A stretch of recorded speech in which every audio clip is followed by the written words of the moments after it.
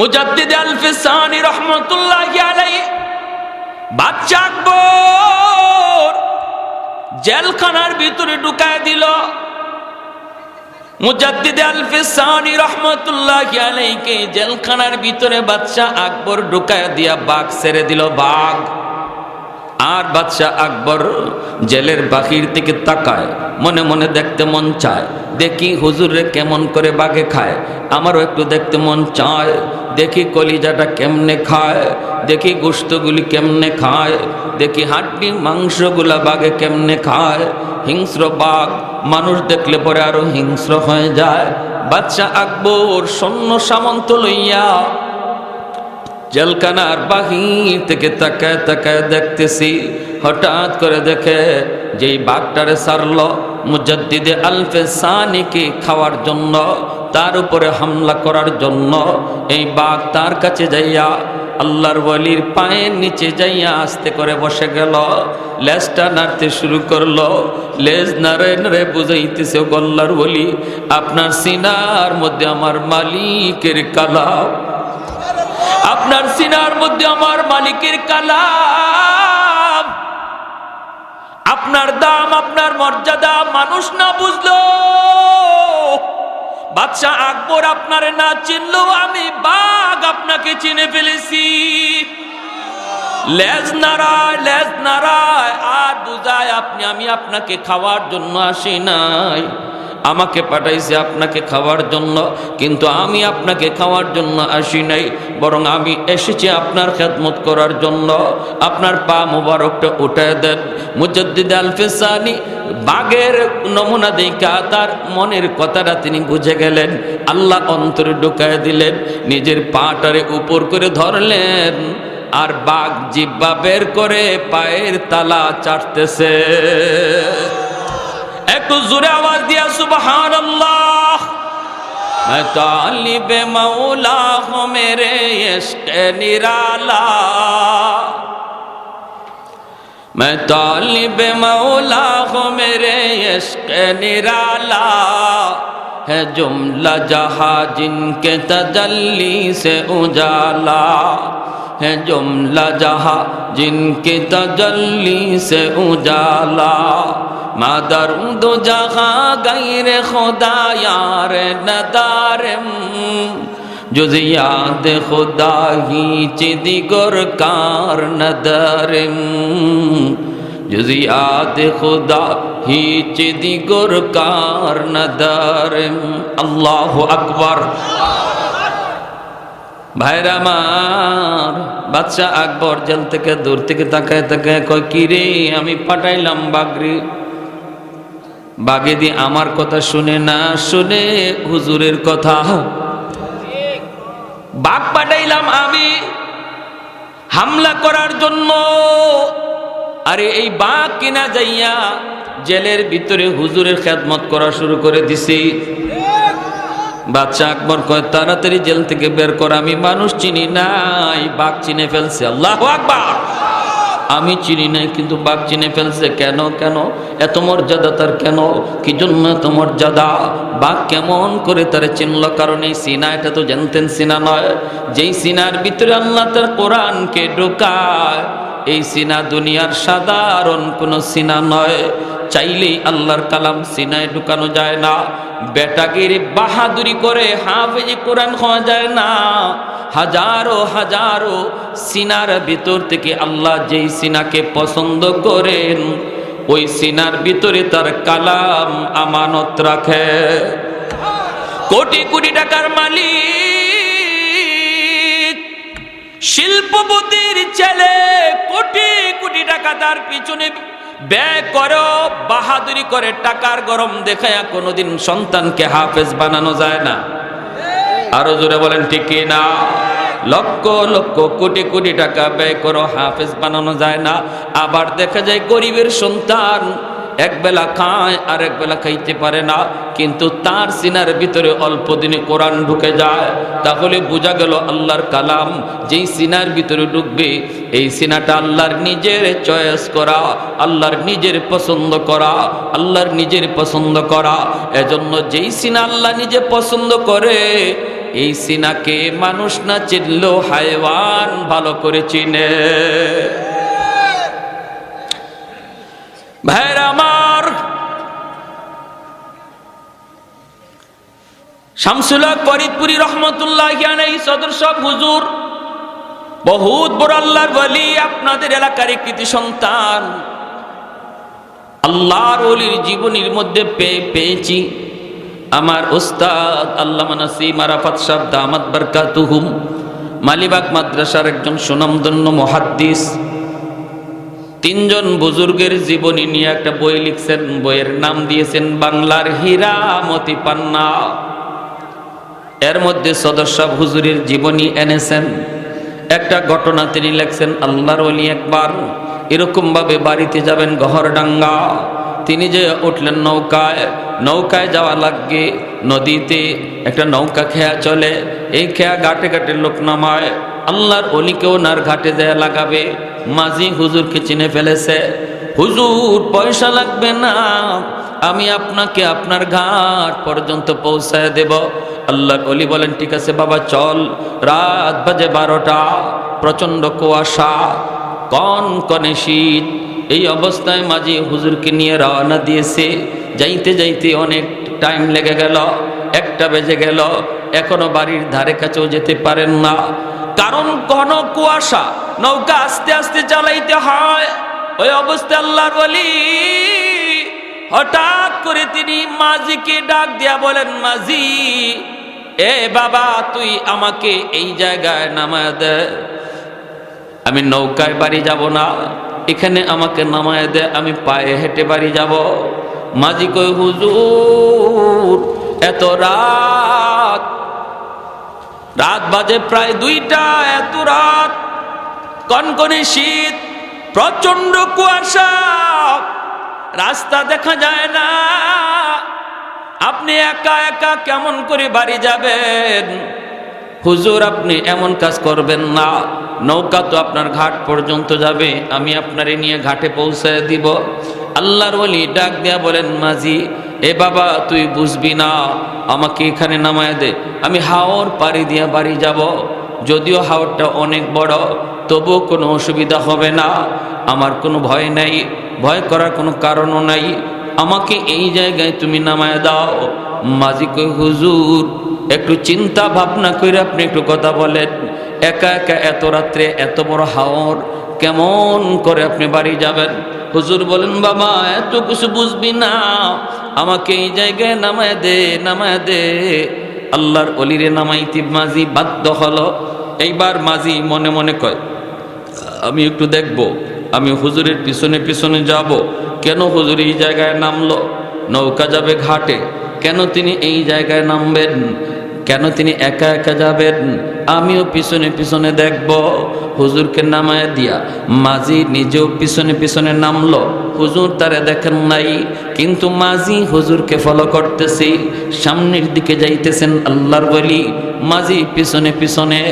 মাঝি বলতেছে, কিছু দূর যাবার পর আমি দেখতে পেলাম, আমি নামাইলাম একজন মানুষ, কিন্তু কিছু দূর যাবার পরেই দেখি ওনার ডানে বামে শয়ে শয়ে মানুষ দেখা যায়, শত শত মানুষ ওনার ডানে বামে সামনে পিছনে। এই মানুষগুলি কারা? কি এদের পরিচয়? হুজুর নামলেন একা, কিন্তু এত মানুষ কোথা থেকে আসলো, কোথা থেকে আসলো? হায় হায় হায়, মাঝে তো ভয় পেয়ে গেছে। ভয় তো পাওয়ার কথাই, আমার আপনারও তো ভয় লাগবার কথা। ঘটনা কি? একজন মানুষের সাথে এত মানুষ আসলো কোত্থেকে? মাঝে তো ভয় পেয়ে গেছে, কিন্তু ভয় পাইলো, সামনে আগায়, দেখে মানুষগুলি তার ডানে বামে। সামনে একদল মানুষ, যেন একজন মন্ত্রী যাচ্ছে, একজন মিনিস্টার যাইতেছে, প্রধানমন্ত্রী, ওনাকে দুনো দিক দিয়া রাস্তা দেখায়া দেখাইয়া সংবর্ধনা দিয়া দিয়া বাড়ি পর্যন্ত নিয়ে যাচ্ছে। বাড়িতে ঢুকে গেলেন, দরজা লাগাবেন, মাঝি কয় দেখি আর একজন মানুষও দেখা যায় না। ওই মানুষগুলি গেল কোথায়? এদের কি পরিচয়? হুজুর দরজা লাগাবেন, তাকা আমাকে দেখে বলতেছেন, বেটা তুমি এখানে, ঘটনা কি? কয় হুজুর আমি তো আপনার পিছনে পিছনে আসছি দেখার জন্য। আল্লাহর ওলি বলেন বাবারে কি দেখছো? কয় হুজুর আমি যে কি দেখলাম, আমার কলিজায় কোনো পানি নাই, কলিজা শুকায় গেছে। হুজুর আমার কলিজা শুকায় গেছে। এই মানুষগুলি কারা? কি এদের পরিচয়? এখন গেল কোথায়? আল্লাহর ওলির সাথে সাথে মাঝির বুকে চাপ দিয়ে কই মাঝি সাবধান বাবা, কারো কাছে কথাটা বলবি না। সুবহানাল্লাহ, জোরে কর। তাহলে বোঝা গেল আল্লাহর ওলি, হক্কানি আল্লাহর ওলি যারা, এরা নিজেদের কারামত কারো কাছে কয় না। কেউ যদি দেখেও তারে কইতে মানা করে। আর বেজাল যেখানে আছে এখানে আরো পাবলিসিটি করে, ঠিক না? হ্যাঁ, বেজাল আর নকলের মধ্যে দেখবেন খালি অ্যাডভার্টাইজ। খাঁটি জায়গা যেখানে, এখানে কোনো সাইনবোর্ড লাগে না, ঠিক কিনা? এটা খুব ভালো বুঝি আমরা বাঙালিরা। লেবেল যত চকচকা দেখবেন বুঝবেন বেজাল আছে। হুসাইন আহমদ মাদানী রহমতুল্লাহ আলাইকে এক লোক দেখলেই বলতো বাতা দেউঙ্গা, বাতা দেউঙ্গা, বলে দিব, বলে দিব। যখনই আল্লাহর ওলিকে দেখতো এই লোকটা, একজন সাধারণ মানুষ, গ্রামের মানুষ,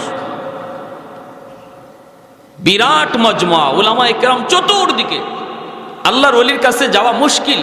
কুতবুল আলম শাইখুল ইসলাম হুসাইন আহমদ মাদানী রহমতুল্লাহ আলাইহি, যিনি সদর শাহ হুজুরের উস্তাদ ছিলেন, মাহমুদুল্লাহ হাফিজ জি হুজুর রহমতুল্লাহ আলাইহি উস্তাদ, পীর জি হুজুরের উস্তাদ কুতবুল আলম শাইখুল ইসলাম হুসাইন আহমদ মাদানী রহমতুল্লাহ আলাইহি, ওনাকে দেখলেই এই গ্রামের লোকটা বলে ফেলতো বাতা দেউঙ্গা, বাতা দেউঙ্গা, বলে দিব, বলে দিব। আর যেই মাত্র এই আওয়াজটা মাদানীর কানে পৌঁছতো, উনি দৌড় দিয়া সব মানুষের সরাইয়া, ধাক্কা দিয়া সরাইতেন, সরাইয়া দৌড় দিয়ে ওই লোকটার কাছে আসতেন, সেই বুকে বুকে চাপ দিতেন, এভাবে বুকে বুকে চাপ দিতেন আর মুচকি হাসতেন আর বলতেন নেহি বাতাও, নেহি বাতাও, বলো না, বলো না। হে খালি কইতো আমি কইয়া দিমু, কইয়া দিমু। আর আল্লাহর ওলি দৌড় দিকে এর বুকে বুক লাগায় বলতেন কইও না, কইও না। শেষ মানুষ গিয়ে দৌড়ায় ধরতো, এই মিয়া তুমি কি পাইছো? যেখানে হুজুরে দেখো এখানে কইয়ে দিমু, কইয়ে দিমু। আর হুজুরে দৌড় দিয়া কইও না, কইও না। কি কইয়ে দিবা? কইতাম না। মানুষে যখন জিগাইতো কি কইবা, কইতাম না, কইতাম না। আর এ কি বিপদ! আল্লাহর ওলি কুতবুল আলম শাইখুল ইসলাম হুসাইন আহমদ মাদানী রহমতুল্লাহ আলাইহির ইন্তেকাল হলো। এরপরে মানুষে ওই লোকে ডাকতো, এ দুনিয়ার মানুষ, এখন কে শুনতায় শুনো, এখন কইব কি কইবা কও? আমি মদনী গঙ্গুতে এক বাড়িতে মেহমানদারি করতেছিলেন, আর রাতের বেলা যে ঘরে হুজুরে বিশ্রাম নিছেন ওই ঘরের পাশ দিয়ে আমি যাইতেছিলাম রাত শেষ রাতে। আর ওই ঘরের পাশ দিয়ে যাওয়ার সময় দেখি ঘরের ভিতর থেকে একটা জিকিরের আওয়াজ হচ্ছে। তো আমি জিকিরের আওয়াজটা ফলো করলাম। ফলো করার পরে দেখি একটু পরে ঘরের ওই মানুষটার জিকিরের সাথে ঘরের দরজা, জানালা, বেড়া সব জিকির করতেছে। দরজা জানালাগুলি লাফাইতেছে। আমার কলিজা শীতল হয়ে গেল। আমি চুপ দাঁড়াই রয়েছি, আমার পশম দাঁড়ায় গেছে। এটা কি? আমি আড়ালে দাঁড়াই রইলাম, কে ঘরে জিকির করতেছে তারে দেখতে হবে। আমি আড়ালে দাঁড়াই রইলাম, মানুষটাকে আমি চিনব। কয় বেশ কিছুক্ষণ পর জিকির বন্ধ হলো, ফজরে আজান হলো। তখন দেখি দরজা খুলে একজন মানুষ বের হচ্ছেন। তিনিই হলেন কুতবুল আলম শাইখুল ইসলাম হুসাইন আহমদ মাদানী রহমতুল্লাহ। আমি যখনই দেখলাম মাদানী, তিনি আমারে দেখে ফেলছেন, আমি হুজুরে দেখে ফেলছি। এমনি হুজুরে দৌড় দিয়া ইয়া আমার বুকে জড়ায় ধরছেন। তুমি কিছু দেখছো? কয় হুজুর সব দেখছি। তখন হুজুর বলতেছেন আল্লাহর দোহাই, আমার জীবদ্দশায় কারো কাছে তুমি এই কথা বইল? আমি জীবিত থাকতে কারো কাছে আমার এই কারামতের কথা বলবা? কয় ঠিক আছে হুজুর, আমি ওয়াদা দিলাম। ওই আমি হুজুরের জীবদ্দশায় বলি নাই। কত এইভাবে হুজুরে দেখলে পরে যে তুমি বলতা, কয়ে দিব এটা কেন করতা? কয় হারে ভাই, আমি তো এরপরে হুজুরের এত আশিক হইছি, মাদানি আসছেন কোথাও এই খবর পাইয়া আমি যাইতাম, কিন্তু হুজুরের সাথে বুক মিলাবো, হাত মিলাবো কেমন করে? তোমরা উলামায়ে কেরাম যেইভাবে হুজুরে বের দিয়া রাখো, আমার মতো সাধারণ পাবলিক যাওয়ার তো কোনো সুযোগই নাই। এজন্য আমি একটা কৌশল বানাইছিলাম, হুজুরে দেখলেই কইতাম কয়ে দিব, তখনই আর আমার যাওয়া লাগতো না, হুজুরে আইসা আমার আঞ্জা দিয়ে ধরতো। আমি কেন যাব? হুজুর আসবে। যখন সুবহান, কি বুদ্ধি দেখছেন? এই জন্য আমি এই কথা বলতাম। আহা, এজন্য খাঁটি আল্লাহর ওলিরা নিজেদের কারামতের কথা খুব গায়ে গায়ে ফিরেও না, আর কেউ দেখলে তারে আর বলতেও না করে। ঠিক কিনা ভাই? তো সদস্য হুজুর এই মাঝিরে বলতেছেন, বাবা কি দেখছো? হুজুর, এই মানুষগুলা গেল কই? এরা কারা? এদের পরিচয় কি? তখন আল্লাহর ওলি ধরে বলছে, বাবা তুমি কারো কাছে কইও না, আমি কথাটা বলবো। হুজুর বলেন, আমি ওয়াদা দিলাম বলবো না। বলেন, আপনার জীবদ্দশায় কারো কাছে বলবো না। বলে, হ্যাঁ, আমার মৃত্যুর পর যদি তুমি বলো বইলো, কিন্তু আমি জীবিত থাকতে কারো কাছে বইলো না। সেটা হলো আল্লাহর ওলি বলেন, আমি যখন নৌকায় ছিলাম, এই এলাকার জিন্নাতের সর্দার, নৌকার মধ্যে আমার কানে কানে আইসা সালাম দিয়া বলতেছে, হুজুর আমি এই এলাকার জিন্নাতের সর্দার, আমাদের ভিতরে অনেকগুলি সমস্যা আমাদের ভিতরে সমাধান দেওয়ার মতো কেউ নাই, কিন্তু আমরা সবাই একমত হয়েছি, আপনি যে সিদ্ধান্ত দিবেন আমরা সবাই এক বাক্যে মেনে নিব। আমাদের অনেকগুলি সমস্যা আমাদের মধ্যে চলতেছে, কেউ কাউকে মানতেছে না, বিরাট একটা গন্ডগোল, খুনাখুনি হয়ে যাওয়ার পথে আল্লাহর ওলি, আমাদের ভিতরে খুনাখুনি হয়ে যাবে, এই বিষয়ে সমাধান কেউ নেয় না, কারো দ্বারা করা সম্ভব হয় না, কিন্তু এক কথায় আমরা সব একমত হয়েছি, আপনি যা রায় দিবেন সবাই আমরা মেনে নিব। ওগো আল্লাহর ওলি, দয়া করে আপনি এই জায়গাতে একটু নেমে যান, আমরা আপনার অপেক্ষায়, এখান থেকে আপনি একটু কষ্ট করে পায়ে হেঁটে বাড়ি যাবেন, রাস্তার মধ্যে কোনো সমস্যা হবে না, আমরা আপনাকে পাহারা দিয়া বাড়ি পৌঁছাবো, আমরা আপনাকে ডানে বামে সামনে পিছনে পাহারা দিব, আর মাঝখানে আমাদের যা জানার প্রয়োজন আমরা জেনে নিব, সমাধান যা প্রয়োজন আপনি দিয়া দিবেন আমরা মেনে নিব। যেরকম সুবহানাল্লাহ।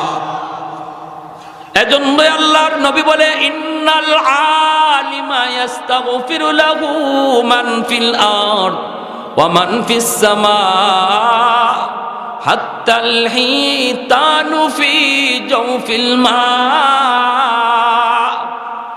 এ দুনিয়ার মানুষ, তোমরা যদিও একজন ছোট বাচ্চা যে মাদ্রাসায় পড়ে হাফেজ হয়, এখনো কোরআনের হাফেজ হয় নাই, কিন্তু মাদ্রাসায় ভর্তি হয়ে গেছে, তোমরা মনে কইরো না এই ছোট বাচ্চাটার কোনো দাম নাই, এই ছোট বাচ্চাটা বুঝি একদম সাধারণ ছোট বাচ্চার মতো, 10টা ছোট বাচ্চার মতো তোমরা তারে মনে করো না। এই ছোট বাচ্চাটা যদিও ছোট্ট, কিন্তু তার জন্য গাছের পাতাটা পর্যন্ত দোয়া করে। তাহলে বলুন, আমি আপনি মায়া করা দরকার আসেনি না নাই? কদর করার দরকার আসেনি না নাই? ভাইরা আমার, এ ভাই মুসা নবীর আম্মা, মনোযোগ আছে সবার নাকি অসুবিধা হইতেছে? মুসা নবীর আম্মা বহুত বড় একজন জলিলুল কদর পয়গম্বর মুসা কালিমুল্লাহ, ওনার আম্মা টেনশনে পড়ে গেছেন, হায় রে আমার মুসারে এখন কি করব? ফেরাউন যদি শুনে আমার ঘরে ছেলে হইছে তাহলে তো হত্যা করে ফেলবে। فأوحينا إلى أم موسى أن أرضعيه فإذا خفت عليه فألقيه في اليم ওয়ালা তাখাফি ওয়ালা তাহজানি ইন্না রাদুহু ইলাইকি ওয়াজাইলুহু মিনাল মুরসালিন। আল্লাহ পাক রব্বুল আলামিন বলতেছে, রে মুসার মা, তুমি যদি সন্তানকে দুধ পান করাইতে ভয় পাও, তাহলে আমি আল্লাহ বলতেছি সন্তানরে নদীতে ভাসায় দাও, নীল দরিয়ায় ভাসায় দাও। যদি তুমি ভয় পাও, সন্তানকে দুধ পান করানো মায়ের দায়িত্ব, তুমি যদি এই দায়িত্ব পালন করতে যায় ভয় পাও, আমি আল্লাহর নির্দেশ, মৌসারে তুমি নীল দরিয়া ভাসায় দাও। ভয় পাইলে তুমি গাঙ্গে ফালায় দাও, ভয় পাইলে তুমি নদীতে ফালায় দাও। আর তুমি ভয় পাও না, এই আশঙ্কা তুমি করবা না। নদীতে যদি আমার কথায় সন্তানরে তুমি ফালায় দাও, যদি তুমি গাঙ্গে ভাসায় দাও, সন্তান তোমার পানিতে ডুবে যাবে, এই সন্তানের কোনো ক্ষতি হবে এমনটা তুমি মনে করো না রে মুসার মা। কারণ আমার কথা মানতে যায় তুমি নদীতে ফালাইতেছ। এই সন্তানকে কেমন করে হেফাজত করতে হয়, কেমন করে পানিতে ডুবে যাওয়া থেকে বাঁচাতে হয়, আমি আল্লাহ বুঝবো। শুধু বুঝবো তা না, বরং তোমার সন্তান আবার তোমার কুলে ফিরায় দেব। সাধারণভাবে ফিরায় নয়, নবী বানাইয়া তোমার কুলে ফিরাব। ইন্না রাদুহু ইলাইকি ওয়াজাইলুহু মিনাল মুরসালিন। সাধারণ সন্তান বানায়া ফিরাবো না, আমার কথা মাইনা নদীতে ফালাও, ফিরাইয়া দিব নবী বানায়া। ওয়াদা করেছেন কে? আরেকটু জোরে বলেন কে? আল্লাহ পাক কোনদিন ওয়াদা ভঙ্গ করে? মানুষ ওয়াদা ভঙ্গ করে, কিন্তু আল্লাহ ওয়াদা ভঙ্গ করে না রে আল্লাহর গোলাম। কিভাবে আল্লাহ তার ওয়াদাটারে রাখলো একটু মনোযোগ দিয়ে শোনো। আমার আপনার ক্ষেত্রেও আল্লাহর নবীর ওয়াদা, আমার আপনার ক্ষেত্রেও নবীর ওয়াদা। তুমি যদি নবীর কথা মানতে যায় সন্তানটারে মাদ্রাসায় দাও, মানুষ বলবে ছেলেটারে গাঙ্গে ভাসায় দিছে, ছেলেটারে নদীতে ফালায় দিছে। হায় রে, মাদ্রাসায় পড়লে পরে কেমন করে জীবন চালাবি, কেমন করে সংসার চালাবে, কেমন করে নিজে চলবে। হায় হায়, পোলাটারে বুঝি নদীতে ভাসায় দিল। নবী বলেন, উম্মতের দল, মানুষের কথায় যদি নদীতে ভাসানো হয়, মাদ্রাসায় দিলে যদি গাঙ্গে ভাসানো হয়, তুমি নবীকে খুশি করার জন্য নদীতে ভাসায় দাও। আল্লাহকে খুশি করার জন্য মুসা নবী সন্তানকে নদীতে ভাসানোর কারণে তিনি তো লস করেন নাই, বরং লাভবান হয়েছেন, সন্তান ফেরত পাইছেন। শুধু পান নাই, নবী হিসাবে ফেরত পাইছেন। আর এই যুগে কোনো মানুষ যদি সন্তানরে মাদ্রাসায় দেয়, এই সন্তান আল্লাহ বাপমার কোলে ফিরায় দিবে, নবী বানায় না। কারণ নবীর দরজা বন্ধ, কিন্তু নবীর নায়েব বানায়া ফেরত দিবে। আর একটু জোরে সুবহানাল্লাহ। এ আল্লাহর গোলাম, নবী হওয়ার দরজা বন্ধ, কিন্তু ওলি আল্লাহ হওয়ার দরজা বন্ধ হয় নাই, ঠিক কি না? নবী হওয়ার দরজা বন্ধ, শামসুল ফরিদপুরীর মতো আল্লাহর ওলি আরেকজন জন্ম হওয়ার দরজা আল্লাহ বন্ধ করে নাই। চরমোনাই পীর সাহেব হুজুর রাহিমাহুল্লাহ যিনি চলে গেছেন, ওনার মতো আরেকজন আল্লাহর ওলি দুনিয়াতে আসার দরজা আল্লাহ বন্ধ করে নাই। এজন্য উম্মতের দল, মনটারে বড় করো। কেমন করে আল্লাহ তার ওয়াদা পূরণ করেছে। মুসা নবীর আম্মা বাক্স বানাইছেন, বাক্স, এই বাক্সের ভিতরে মুসা নবীর তিনি ঢুকাই তিনি নদীতে ফালায় দিয়েছেন নীল দরিয়ায়। কার উপরে ভরসা কইরা? আরেকটু জোরে কার? আল্লাহ পাকের উপরে ভরসা কইরা মা সন্তানটারে নদীতে ভাসায় দিলেন রে। কেমন ভরসা ছিল আল্লাহ পাকের উপর। আল্লাহ পাক ওই মায়ের ভরসার আল্লাহ পাক 100 আল্লাহ ইজ্জত দিয়েছে। নীল দরিয়ার পানিরে আল্লাহ পাক ডাক দিয়া বলতেছি, এরে নীল দরিয়া বল, কার হুকুমে চলো?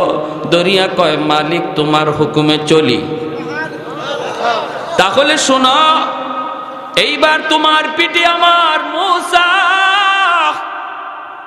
আমার নবী, আমার নবী, আমার রাসূল মূসা তোমার পিঠে সাবধান, সব তুমি ডুবাও, কিন্তু মূসারে ডুবাইবা না। তোমার অভ্যাস হলো ডুবাইয়া দেওয়া, কিন্তু আমার মূসার যে বাক্স, কাঠের বাক্স, এই বাক্সরে তুমি ডুবাইবা না। বলুন তো নীল দরিয়া কার কথা শুনে? আর একটু জোরে বলেন কার কথা? আল্লাহ পাক রব্বুল আলামিনের কথা মতো দরিয়ার মধ্যে কাঠের এই বাক্স ভাসতে লাগলো।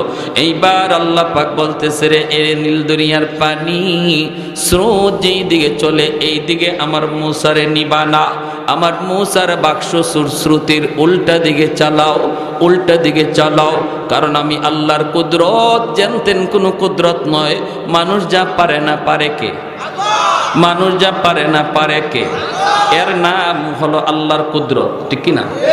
আমাদের যুক্তি যেখানে শেষ, ওখান থেকে আল্লাহর কুদরত শুরু হয়। মানুষের বুদ্ধি বিবেক যেখানে ফেল, সেখান থেকে আল্লাহর কুদরত শুরু।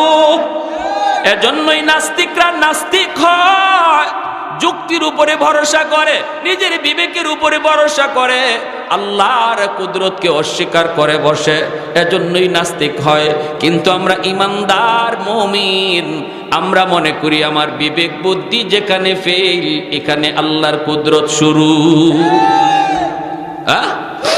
বিবেক বলে, বুদ্ধি বলে, পানির উপরে ভাসমান একটা কাঠের বাক্স ডুবে যাওয়ার কথা, ডুবে না। এই স্রোতের বাইলে, স্রোতের তালে তালে বাক্স যাওয়ার কথা, চলতেছে স্রোতের উল্টা দিকে। মুসা নবীর আম্মা তার মুসা নবীর ছোট্ট বোনটার ডাক দিয়া কয়, মরিয়ম নাম। 7 বছরের মুসা নবীর বোন ডাক দিয়া মুসার আম্মায় কয়, মরিয়ম মা, তুই নদীর পারে পারে যাবি আর দেখবি তোর ভাইয়া কোন দিকে যায় গো মা। আমি তো সন্তান বাসায় দিছি, কিন্তু আমার তো ভয়। কলিজার টুকরা মুসা কোন দিকে যায়? মা, তুই নদীর পারে পারে যাবি আর দেখবি কোন দিকে যাইতেছে। মুসা নবী নদীর পানিতে স্রোতের উল্টা দিকে চলছেন, আর বোন নদীর পারে পারে চলছে। হঠাৎ করে বোন তাকায় দেখে, আল্লাহু আকবার, আমার ভাইয়া তো স্রোতের তালে তালে নয়, বরং ভাইয়া স্রোতের উল্টা চলছে। বোনটা নদীর পারে পারে উল্টা যায়, ভাই নদীর পানির উপরে উল্টা যায়। যাইতে যাইতে যাইতে যাইতে ফেরাউনের ঘাট, ওই ফেরাউনের ঘাটে যাইয়েই বাক্সটা লাগলো। যেই মাত্র ফেরাউনের ঘাটে গিয়া বাক্সটা লাগছে, এমনি মুসা নবীর বোনের কলিজায় কামড় দিয়ে উঠছি। হায়রে আমার আম্মা, যার ভয়ে আমার ভাইয়ারে নদীতে ফালায় দিল, তার ঘাটে যাইয়া ভাইয়া লাগলো। না জানি এখন উঠায় নিয়ে কি করে। ভয় ভয়, কি পরিমাণ ভয়, ভয় তো পাইতেছে। ওই অবস্থায় ফেরাউনের বিবি আসিয়া রাদিয়াল্লাহু তাআলা আনহা নদীর ঘাটে আসলেন, দেখলেন বাক্স, উঠাইলেন। বাক্সটা কইলা দেখেন পূর্ণিমার চাঁদের মতো সুন্দর একটা বালক। দেখেই কলিজার মধ্যে মায়া লেগে গেল, কারণ কোনো সন্তান নাই। যেই মার ঘরে সন্তান হয় না, সে জানে সন্তানের মায়া কত। একটা সন্তানের জন্য কত পাগল, কত পাগল। কোলের ভিতরে নিয়ে চুমু খাইতেছেন, আদর করেন। আর ফেরাউনের কাছে নিয়ে হাজির হয়ে গেলেন, ডাক দিয়ে বলতেছেন, স্বামী গ, ও স্বামী, তাকে দেখো, নদীর ঘাটে একটা বালক পেয়েছি, একটা বালক। দেখো না, চেহারাটা পূর্ণিমার চাঁদের চেয়েও বেশি সুন্দর। কারণ আল্লাহ যেই যুগে যার নবী বানান, ওই যুগের সবচেয়ে সুন্দর কইরা নবীরে আল্লাহ বানান। যেরকম সুবহানাল্লাহ। যেই যুগে যিনি নবী হয়, নবীর চেয়ে সুন্দর ওই যুগে আর কেউ হয় না। এজন্যই সকল নবীরা ওই যুগের শ্রেষ্ঠ সুন্দর। আর মির্জা গোলাম আহমদ কাদিয়ানি যে নিজের নবী কইয়া দাবি করেছে, এরা ছিল এক চোখ কানা। চোখ একটা, কোন নবীর এক চোখ কানা ছিল না, কোন নবীর গায়ে কোনো খুঁত ছিল না। এটা আল্লাহ নিজের হাতে বানাইছে। যে যুগে যিনি নবী, ইনি এই যুগের শ্রেষ্ঠ সুন্দর। তে কাদিয়ানি কেমনে নবী হয়? এর তো এক চোখই নাই, ঠিক কিনা? কাদিয়ানি কাফের, কাদিয়ানিরা যারা কাদিয়ানিরে মারে এরাও কাফির, ঠিক কি না? সাপোর্ট করলো কাফির। এই ব্যাপারে আহলে সুন্নাহ ওয়াল জামা আমরা যারা নবীর খাঁটি উম্মত, আমরা এই ব্যাপারে বিন্দু পরিমাণ ছাড় দিতে রাজি না, প্রয়োজনে জীবন দিব। আওয়াজ দিয়া বলেন ঠিক কি না? আমার নবীর খতমে নবুয়তের চেয়ার লইয়া যাইবো আর তুমি বইয়া বইয়া আঙ্গুল চুষবা? নবীর খতমে নবুয়তের সিংহাসন লইয়া যাইবো চোখের সামনে আর দাবি করবা আমি নবীর উম্মত, উলামায়ে কেরাম ময়দানে ডাক দিবে আর তুমি ঘরে বইয়া বইয়া টেলিভিশনের পর্দায় চিত্র দেখবা, নবীর সামনে মুখ দেখানো যাবে না। আওয়াজ দিয়া বলেন ঠিক কি না? তাহলে খতমে নবুয়তের আন্দোলনে উলামায়ে কেরামের ডাকে সাড়া দেওয়া এটা প্রত্যেকটা মুসলমানের ঈমানি দায়িত্ব, প্রত্যেকটা মুমিনের ঈমানি দায়িত্ব। প্যারে হাজিরিন, ফেরাউন কয় চেহারা তো সুন্দরী লাগে, কিন্তু কই পাইছো? কয় নদীর ঘাটে। কিসের মধ্যে? কয় বাক্সের ভিতর। ফেরাউন কয় জ্যোতিষীদের মাধ্যমে জেনেছি, গণকদের কাছ থেকে জেনেছি, বনি ইসরাইলের একটা বাচ্চা জন্মিবে, ওই বাচ্চার হাতে আমার রাজত্ব যাবে, ক্ষমতা যাবে। এখন আমার তো ঘুম নাই, ঘুম হারাম হয়ে গেছে, খাওয়া আমার বুক দিয়ে আমার পেটে যায় না, আমার তো 24 ঘন্টা শুধু টেনশন আর টেনশন। এই বাচ্চা কোনটা, ওই বাচ্চা কোনটা, ওই বালক কোন বালক যার হাতে আমার ক্ষমতা যাবে। একদিনে 70,000 পোলাপান জবাই করেছি, এরপরও জ্যোতিষীরা কয় এই পোলা এখনো জবাই হয় নাই, এখনো নাকি সে জিন্দা। আমার তো ভয়, হাইরে হায়, যার হাতে ক্ষমতা যাবে সে নাকি এখনো জীবিত। অতএব আসিয়া তুমি যে এই বাচ্চাটারে নদীর ঘাট থেকে পায়া আনছু, আমার তো মন বলে এটা নিয়ে আবার হিডিয়া, এটা নিয়ে আবার ওইটা, এটা নিয়ে আবার ওইটা, এটা নিয়ে আবার ওইটা। আমার তো অন্তরে ভয়। আসিয়া বলতেছে স্বামী গো, মাথা তোমার নষ্ট হয়েছে নাকি গো স্বামী? বলে কেন? কয় নদীর ঘাটে পাইছি, জাননি বাচ্চাটা কোন দিক থেকে আইছি? কয় স্রোতের উল, বাচ্চাটারে নদীর ঘাটে আমি পাইছি, নদীর ঘাটে পাইছি।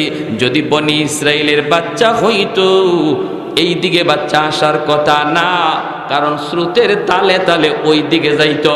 আমরা তো স্রোতের উল্টা দিকে, বনি ইসরাইল থেকে আমরা হলাম স্রোতের উল্টা। যদি এই বাচ্চা বনি ইসরাইলের হইতো এই দিকে আসার কথা না, ওই দিকে যাইতো। মূলত এই দিকে উল্টা পাঠাইছে কে? আরেকটু জোরে, আরেকটু জোরে। উল্টা যে বাক্সটা আইছে এটা তো আসিয়া দেখে নাই, জোরে কোন সুবহানাল্লাহ। ফেরাউনও দেখে নাই। যেই মাত্র আসিয়া বুদ্ধি দিয়া বলছে না, বনি ইসরাইলের বাচ্চা হতেই পারে না, কারণ আমরা বনি ইসরাইল থেকে স্রোতের উল্টা, স্রোতের উল্টা বাচ্চা, স্রোতের উল্টা আসার কথা না। ফেরাউন কয় কথাটা তো ঠিক, এখন আমার মাথায় ঢুকছে। আল্লাহ এখন ঢুকবো না নি, আরো ঢুকবো, ঠিক কিনা? তুই কার সাথে আঙ্গুল দিছো? আল্লাহর সাথে মোকাবেলা শুরু করছে, ঠিক না? আল্লাহ বলে আমি মুসারে রাখবো, আর ফেরাউন কয় আমি মারবো। আল্লাহ বলে আমি মুসারে রাখবো, আর ফেরাউন কয় আমি মারবো। বলুন কারটা ঠিক? কারটা? ফেরাউন পারবো? আল্লাহ যারে বাঁচায় কেউ তারে মারতে পারে না, আর আল্লাহ যারে ধরে কেউ তারে ছাড়াইতে পারে না। অসুবিধা দিতেছে আপনাদের? চলবে, চলবে ইনশাল্লাহ। ফেরাউন ডাক দেয়া কয় আসিয়া, এইবার আমার বুঝে পড়ছে এই বাচ্চা বনি ইসরাইলের হইতেই পারে না। আল্লাহ পাক রব্বুল আলামিন কয় নে, এবার তুই গড়ে তুল। যারে তুই মারতে চাইছিলি আমি আল্লাহ তারে তোর গরি বড় করাবো। তারে তুই খাওয়াবি, তুই তারে তেল মালিশ করবি, তুই তারে কুলে নিবি, তুই তারে চুমা দিবি। যারে তুই মারতে চাইলি আমি তারে তোর গরি বড় করাবো। আল্লাহ পাকের চ্যালেঞ্জ সাধারণ কোনো চ্যালেঞ্জ হতে পারে না। আল্লাহ যদি কারোর সাথে চ্যালেঞ্জ দেয় সেই চ্যালেঞ্জটা কঠিন হয়, ঠিক না? কঠিন থেকে কঠিন হয়, কঠিন থেকে কঠিন। এইবার ফেরাউন সিদ্ধান্ত নিছে, ঠিক আছে রাখো রাখো, ভাইরা বন্ধুরা, আসিয়া বলছিলেন আমার দেখকে বড় মায়া লাগছে, মায়া লাগছে, আমি ছেলে বানায় পানবো। আর ফেরাউনে বলছিল আমার ভয় লাগছে, ভয় লাগছে, আমি না জানি এটা নি ওইটা, এটা নি ওইটা।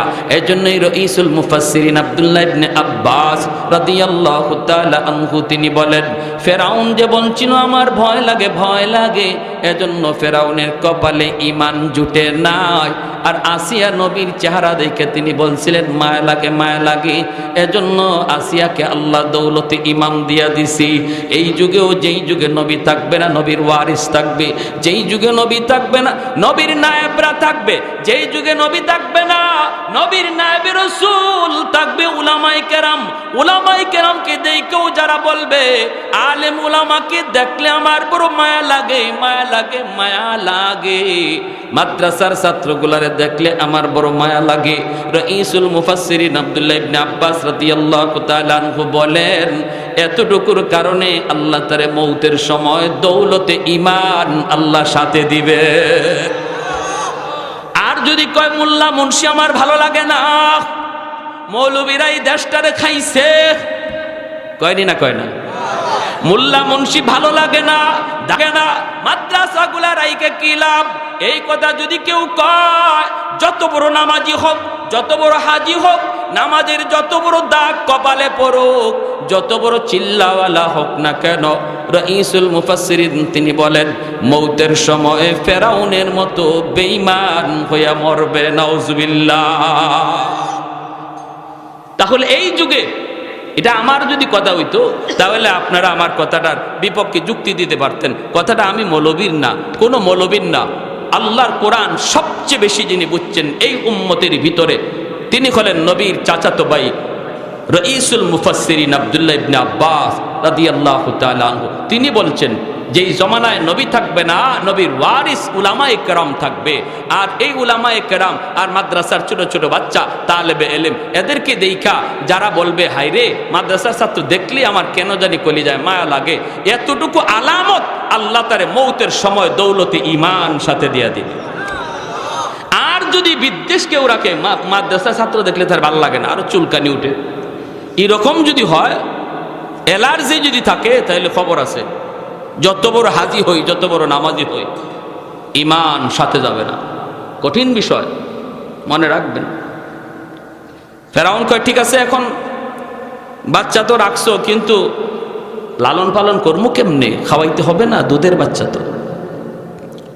ফেরাউন কয় ঠিক আছে, এবার দেখো আমার রাজ্যের ভিতরে মহিলাদের খবর দাও, যাদের বাচ্চা আছে, দাস দাসীদেরকে খবর দাও, যেই সমস্ত দাস দাসীদের বাচ্চা আছে ওই মায়েদেরকে খবর দাও, দেখো না বাচ্চাটা দুধ খায় কিনা, কারো বুকের দুধ খায় কিনা। অনেকগুলি মহিলাকে দাইমাকে হাজির করা হলো। আল্লাহ পাক রব্বুল আলামিন মূসা নবীকে ইশারা দিয়া বলতেছেন, এরে মূসা, নবীগণ যদিও তারা শিশু হন কিন্তু আল্লাহ তাদেরকে বড় মানুষের বুঝ দিয়া রাখেন। আল্লাহ ইশারা দিয়া দিছে, এরে মূসা, ফেরাউনের সাথে আমি আল্লাহর মোকাবেলা মাত্র শুরু হয়েছে, মাত্র শুরু হয়েছে, এখানেই আমি আল্লাহর কুদরত শেষ না, সামনে এরে আমি আরো ত্রিভুবন দেখাবো, শস্য ফুল দেখাইমু ফেরাউন রে। অতএব ফেরাউন যেই মহিলাদেরকে ডাকছে তোমাকে দুধ খাওয়ানোর জন্য, আমি আল্লাহ বললাম কারো বুকের দুধ তুমি খাইবা না। মহিলা হাজির করা হয়েছে, মুসা নবীরে দেওয়া হয় দুধ খাইবার লাগে, মুখ ফিরাইলায়, দুধ লাগায় দুধ খাওয়ার জন্য, উনি মুখ ফিরায় নেয়। আলি মুখ ফিরায় না, ওয়া ওয়া কয়া কান্না, শিশু বাচ্চাদের কান্না আছে না, দুধ খাওয়ার কান্না, মার দুধ চাইতেছে, ওয়া ওয়া কয়া কান্না। ফেরাউন কয়, আসিয়াও টেনশনে, ফেরাউনও টেনশনে, আসিয়ার তো চেহারা বিমর্ষ হয়ে যাইতেছে, হাই রে এত আশা করে বাচ্চাটারে আনলাম, পালমো বাচ্চাটারে সন্তান কয়া পালমো, আমার আম্মুকে ডাকবো, হ্যাঁ, কিন্তু বাঁচাইমু কেমনে, দুধ খাওয়াবো কেমনে, দুধের বাচ্চারে টুস বিস্কুট খাওয়াই লইব, এত মায়ের বুকের দুধ লাগবে। ওর বুকের দুধ খায় না, মুসানবী কাঁদতেছে। আর মুসানবীর বোন মরিয়ম সায়াসে আড়াল থেকে দেখতেছে সব দৃশ্য। ওনার তো বোনের তুই মনে মনে বয়, আল্লাহ রে আমার ভাইয়াটারে তুললে নিতেছে, না জানি এই জল্লাদে নিয়ে আবার জবাই করে লাই। দেখেন না আনার পরে দিয়ে এখন আমার ভাইরে মারে না, বরং আমার ভাইয়ারে নিজের সন্তান কইয়া পালতে চায়, লালন পালন করতে চায়। হ্যাঁ, এখন তো আমার ভাইয়ে কারো দুধ খায় না, এখন ভাইয়ারে কিভাবে পালবে, কিভাবে বাঁচাবে?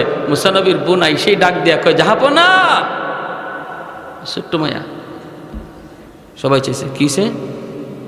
আমি একটা মহিলার নাম বলবো, মনে হয় ওই মহিলার দুধ এই বাচ্চাটায় খাইব। ফেরাউন কয়, এদিকে আয়। তুই কেমনে বুঝলি ওই মহিলার দুধ এই বাচ্চায় খাইব? এটা তুই কেমনে বুঝলি? তাহলে কি এই বাচ্চার মা কে তুই জানোস নাকি? সুরের মনে জোরে মতো, জোরে মতো, সিলেটি মানুষ তো আমি, জোরে মাতো বা সুরের মনে, হের মনে তো এক টেনশন, ওইটা কোনটা, ওইটা কোনটা, ওইটা কোনটা, এটা জানি কোনটা, যার হাতে আমার রাজত্ব যাইব। এখন যেই কইছে আমি একটা মহিলার নাম কই, মনে হয় ওই মহিলার বুকের দুধ খাইব। ফেরাউন কয়, তাহলে কি তুমি মার খবর জানো না কি? ছোট মেয়ে বিপদ বেড়ে গেছে, এখন কি করব? কয়, না জাহাপনা, মা হিসাবে বলি নাই। বুদ্ধি কে দিয়া দিছে? কে? মা হিসাবে বলি নাই। তাহলে কোন হিসাবে বলছো দুকে বুকের দুধ খাবে? মুসা নবীর বোন মারিয়াম ডাক দিয়া কয়, জাহাপনা, ওই মহিলার বুকের দুধ বড় মিষ্টি, যে কোনো বাচ্চা তার দুধ খায়, যে কোনো বাচ্চা তার বুকের দুধ খায়। এজন্য আমি বলছি ওই মহিলার বুকের দুধটাই বাচ্চায় খাবে। ফেরাউন কয়, আচ্ছা, তাহলে তো তুমি ভালো একটা সংবাদ দিয়েছো, ওই মহিলারে যায় খবর দাও। মুসা নবীর বোন দৌড়া বাড়িতে আসলেন, আয়েশা মাকে বলতেছে, আম্মু গো, ও আম্মু, ভাইয়ার খবর নিয়ে এসেছি, আমার ভাইয়ের খবর নিয়ে এসেছি। মুসা নবীর আম্মায় কই, মারে ক ক, আমার মুসা কোন দিকে গেছে, কি হয়েছে রে মা, একটু ক।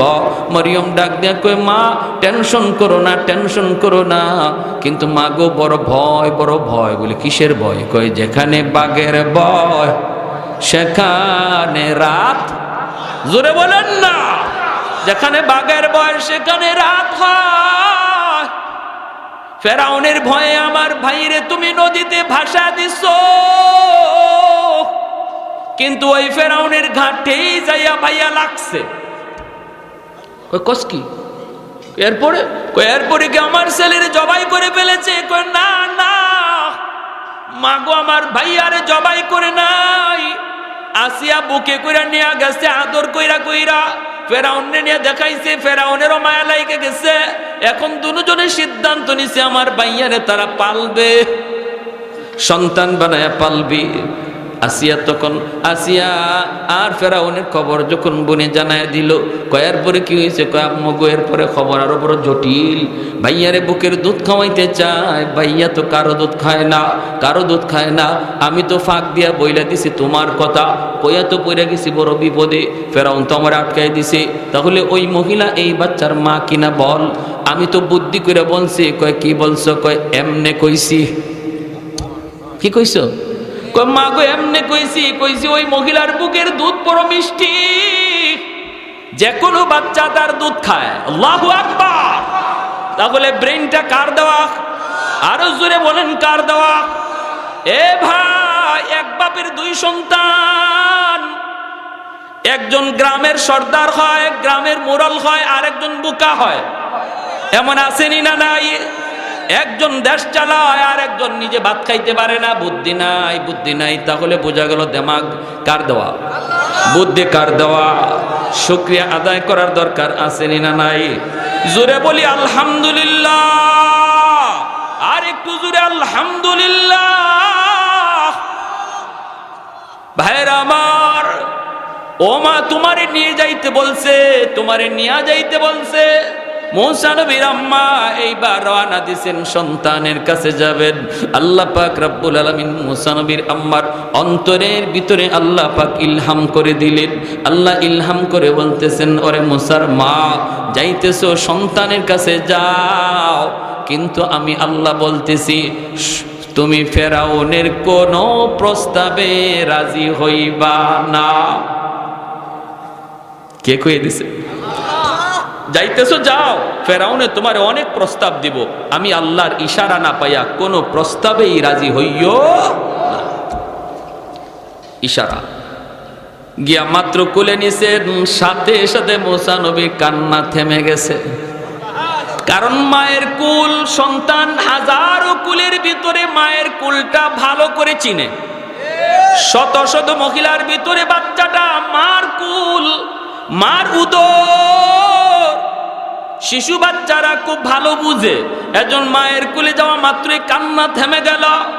ফেরাউনের সন্দেহ লেগে গেল, কিরে এতক্ষণ পর্যন্ত খালি ওয়া ওয়া ওয়া ওয়া করে, আর এখন যেই মাত্র এই মহিলার কুলে গেল কান্না থেমে গেল। কান্না তো থামে মায়ের কুলে গেলে, তাহলে এই বাচ্চার মা নাকি এই মহিলা?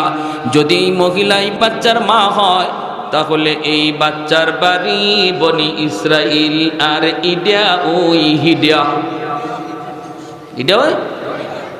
যদি বাচ্চার মা এটাই হয়, তাহলে বাচ্চার বাড়িও বনি ইসরাইল, আর আমার জ্যোতিষীরা যে কথা বলছিল ইডিও হিডিয়া। হাই হাই হাই, ফেরাউনের সন্দেহ লাগলো। এখন ফেরাউন দেখতেছে, দেখি দুধ নি খায়, দেখি দুধটা নি খায়। যদি দুধ খাইলায় তাহলে বোঝা গেল 100% এটা মা, আর এটা ওই বনি ইসরাইলের ওই বাচ্চা, যে বাচ্চার হাতে আমার রাজত্ব যাইব। জল্লাদের ইশারা দিমু, 2 টুকরা করে ফেলাইব। আল্লাহ দিলের খবর জানেনি না জানে না? আরো জোরে কর। আমি আপনি কি কল্পনা করি, একজন আরেকজন এটা জানে না, কিন্তু এখানে বইয়া আপনারা কে কি ভাবতেছেন খবর আছে কার? জোরে কর। আল্লাহ পাক ডাক দিয়া কয়, মুসা মার কুলে যাওয়া মাত্রই কান্না থামাইছো কার ইশারায়? আমি আল্লাহ তো তোমার কান্না থামানোর কথা বলি নাই। মারকুল ভাইয়ে গেছো, মারকুল ভাইয়ে কান্না বন্ধ হয়ে গেছে, তাই না? ব্যস্ত লাগাই দিছো। ফেরাউনে কলিজার মায়ে তো সন্দেহ ঢুকে গেছে। অতএব তোমার মা এখন তোমারে দুধ খাওয়াইতে চাইবো, তুমি ফার্স্ট চান্সে দুধ খাইও না। যদি তুমি ফার্স্ট চান্সে দুধ খাও, ফেরাউনের সন্দেহ আরো বেড়ে যাবে, ঠিক কিনা? এটা আমি আল্লাহর আদেশ, তুমি দুধ পান কইরো না। যেই মাত্র মা বুকের দুধ খাওয়ানোর জন্য বুকে লাগাইলেন, মুসা নবী মুখ ফিরে নিছে, বুকের দুধ খায় না। ফেরাউনে কই, না না, এটা মা হইতে পারে না। যদি মা হইতো তাহলে দুধও খাইতো। দুধ যেহেতু খায় না, তাহলে এটা মনে হয় মা না। দেখি আরেকবার নি খায়। আবার যখন মুসা নবীর আম্মা দুধ পান করানোর জন্য চেষ্টা করে, আল্লাহ তখনও কয়, মুসা দ্বিতীয়বারও তুমি নিও না, কারণ এখনো বেঈমানটার অন্তরে অর্ধেক সন্দেহ রয়ে গেছে। এর কলিজা সাফ সাফ করা লাগবে। দ্বিতীয়বার যখন আবার চেষ্টা করেন, মুসা নবী মুখ ফিরায় নিছে। ফেরাউনে কয়, না রে, এটা মা হইতেই পারে না। কলিজায় আর কোনো সন্দেহ নাই। এখন ফেরাউনে কয়, আল্লাহ ভগবান ভগবান, হায় রে, যদি এই মহিলার দুধটা খাইতো, যদি খাইতো বাচ্চাটারে বাঁচানো যাইতো। কলিজার ভিতরে যখন এই নিয়ত আসছে, তখন আল্লাহ কয়, মুসা এখন তুমি মার দুধ খাইতে থাকো। সুবহানাল্লাহ, জোরে কইবেন না? যখন মনে মনে এই নিয়ত করছে, হায় রে, এই মহিলার দুধটা যদি খাইতো তাহলে তো বাঁচানো যাইতো। আল্লাহ কয়, মুসা এখন ঠাইসা খাও। মা যখন তৃতীয়বার তারে বুক লাগাইছে, মুসা নবী দুধ খাওয়া শুরু করছে। ফেরাউনে কয়, আহ যাক, বাঁচানো গেল। আল্লাহ পাক কয়, কার সাথে লাগছো টের পাও না তো? কার সাথে বাজাবাজি করো টের তো পাইতেছো না, সামনে আরো টের পাইবা, ঠিক কিনা? জোরে কর। কিছু কিছু মানুষ মনে করে মৌলবীরে কই কি, আরে একবারে সোজা সাজা, হাঁটতে গেলে পইরা যায়, আমাদের ঘরে দাওয়াত খাইয়া চলে, কি ওই বুয়ার। কিন্তু খবর নাই এই সোজা মৌলবীরার পিছনে যে আল্লাহর কুদরতি হাত আছে। মুসা নবীর একদিন ফেরাউনে কুলে নিছে, আদর কইরা চুমা দিব। ফাঁকিদে কইলে এই ঘটনাটা রয়ে গেছে ঘটনা। আদর করে চুমা দিব, যেই মাত্র গালে চুমা দিতে লইছে, মুসা নবী গাল ফিরাই নিছেন। ফেরাউন কই, কিরে, আমি চুমা দিতে চাইলাম, আমার চুমা নিল না কেন? শুধু গাল ফিরাইছেন তা না, ফেরাউনের কোলে বৈশাই হাত বাইর কইরা ঠাসাইয়া ফেরাউনের গালে একটা চর খাইয়েই ফেরাউনে কয় আসিয়া, দৌড় দিবি, বিবি দৌড়ে আসছে। কি হয়েছে? কি হয়েছে কইও না, তোমার খালি মায়া লাগে, মায়া লাগে, খালি আদর করতে মন চায়। আদর করতে গিয়ে তো আনছো ভালো কথা, কিন্তু আমার তো যা মনে হইতেছে ইডেওই হিডিয়া। কেন কি হয়েছে? আমি কুলে নিছি, চুমা দিমু, চুমা নেয় না। চুমা যে নেয় না তা না, এরপরে আমার গালে যে একটা বসাইছে কষাইয়া। আসিয়া বলতেছে তুমি যে কি কও না, তুমি কি পাগল? ছোট বাচ্চা বুঝে না সোজে না, মনে হয় হাত নাড়ানাড়ি করছে, তোমার গালে লাগছে, তুমি কও চর। ফেরাউন কয় আসিয়া গো, চরটা আমি খাইছি, আমি বুঝছি। এটা হাত নাড়ানাড়ি না, এটা বুজ্জা মারছে, আমার গালে বুজ্জে শূন্য চরটা মারছে। আর এটা জেন তেন কোনো চর নয়, এখনো আমার গালে দাগ। আসিয়া কয় না বুঝে না, ফেরাউনে কয় না বুঝে। আসিয়া কয় বুঝে না, ফেরাউনে কয় না বুঝে। চরের নমুনায় কয় আমারে বুজ্জা মারছে। নবী কি না বুঝছে না বুঝা মারছে? বুঝছে, 100% বুঝছে। নবী বুঝছে। নবীরা যদিও ছোট, কিন্তু আল্লাহ বড় মানুষের বুঝ দিয়া রাখে শিশুকালে।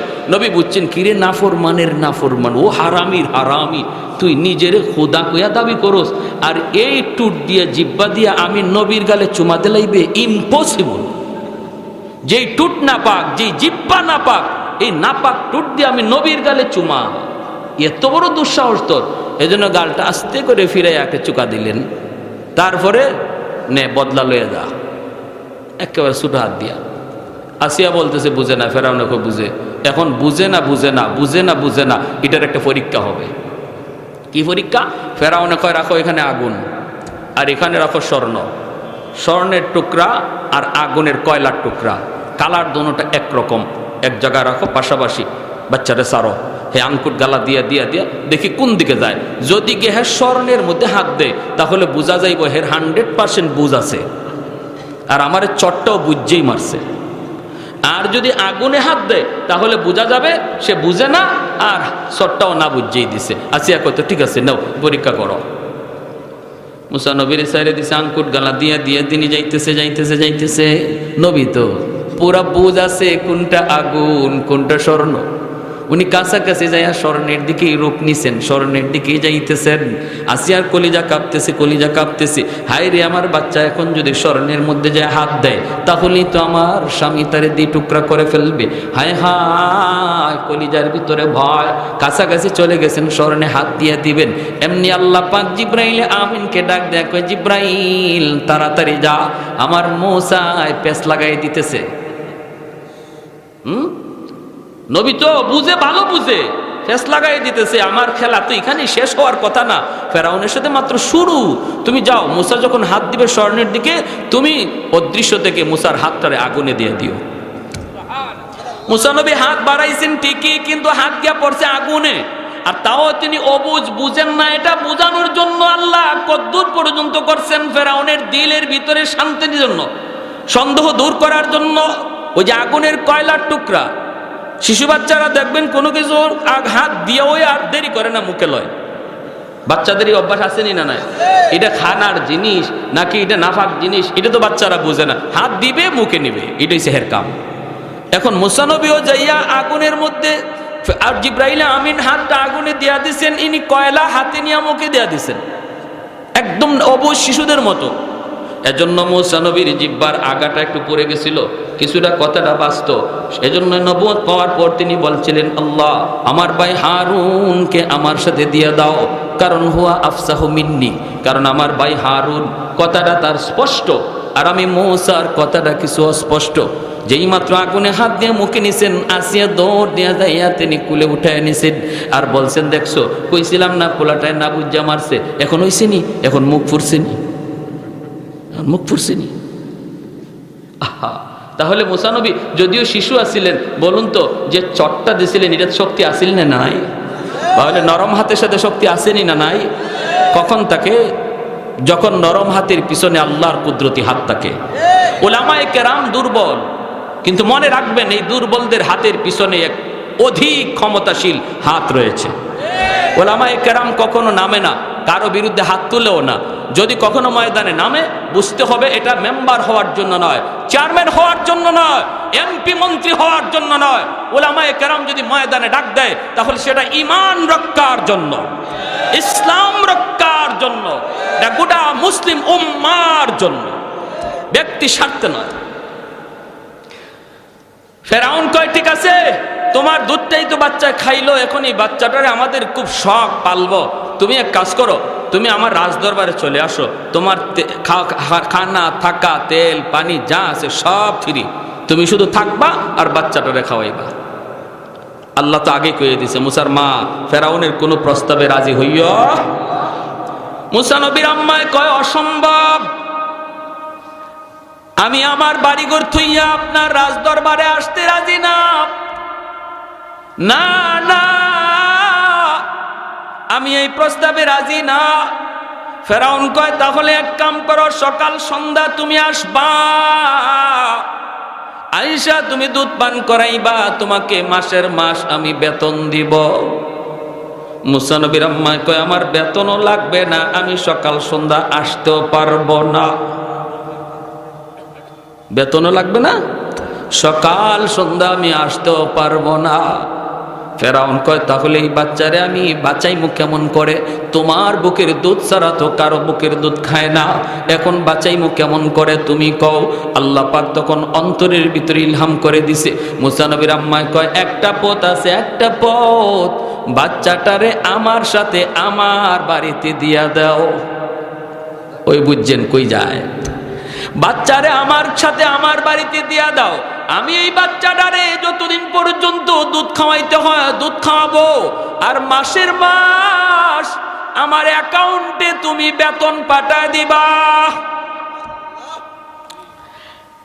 দুধ খাওয়ানোর বয়স পর্যন্ত আমি দুধ খাওয়াবো, তুমি মাসের মাস অ্যাকাউন্টে বেতন পাঠাবা। ফেরাউনে কয়, তাহলে এটা ছাড়া তো আর কোনো পথও দেখি না, এই মত ছাড়া, এই পথে যাওয়া ছাড়া তো কোনো পথও দেখি না।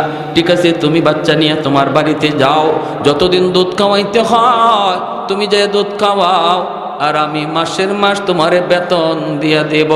বলুন তো কত নম্বর বলদ? দুধ খাওয়ায় মায় বাচ্চারে, বলদে বেতন দেয়, ঠিক কিনা? মায় তার বাচ্চারে দুধ খাওয়ায় আর বলদে বেতন। হায় হায়, কার সাথে লাগছে টের পায় না, বাজাবাজি কার সাথে টের পায় না। যখন মুসা নবীর আল্লাহর নবীর মা কুলে করে নিয়ে যায়, তখন আল্লাহ বলে, মুসার মা ইয়াদ আছে ওয়াদার কথা? فأوحينا إلى أم موسى أن أرضعيه فإذا خفت عليه فألقيه في اليم ولا تخافي ولا تحزني إنا رادوه إليك وجاعلوه من